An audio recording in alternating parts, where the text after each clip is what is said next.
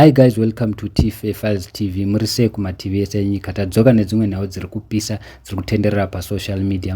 Magz anga achibvunzwa mubvunzo na DJ Ollah kushow kwake kuti sei muchinetsana na Holy 10 akadedzera kuti aiwa inini ndanchipindura zvandaenda itwa na Holy 10. Holy 10 pangoma yake yaya akaimba not we don't do that. Ye pane mamwe mavhesi akabata aiwa jara kundiudza saka ndotoziva kuti aituka inini saka inini pangoma yangu not new chapter it was a reply to a diss track, and it was a reply to a diss track. Ndaitopindura zvaivataura pangoma yake. I understand aituka ex-girlfriend yake, but inini I was never bitter, but now I am bitter because nezvaakataura ndakatomubloka and handichadi kutombotaura naye. Hanzi mumba munoita baba one not music, manje Holy 10 anoda kuzviita baba kwese. Saka Magz adedzera kuti ndakapusa pekutanga asi ndakatozoona kuti mari inenge ichipinda, the more mari ichipinda the more paunofanira kuti ubhadharwe mari. Ataura zvinhu zvakawanda akadedzera kuti iye mari akairasa because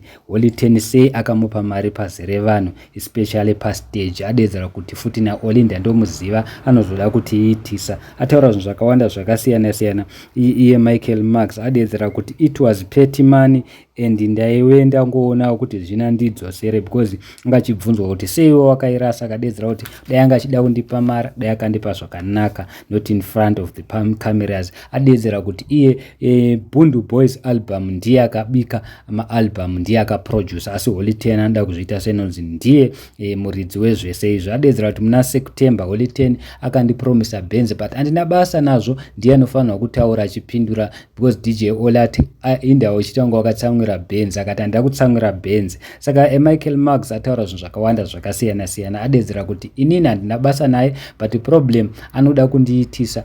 After pandakaresigna vave vachida kundivhundutsira ndakaresigna. This one is not a skit because vanhu vanofunga kuti skit. So guys, handizivi kuti munoti kudi. Magz adedzera kuti kana Holy 10 achida kuti titukane tinotukana, tinosvitsana kumapena, inini ndinogonawo kuimba ndinodzosera madhisi. Saka ndozvaari kudedzera kuti pa Bundu Boys album ranga riri rake Holy 10 akuita senoti ndiye akaproduce.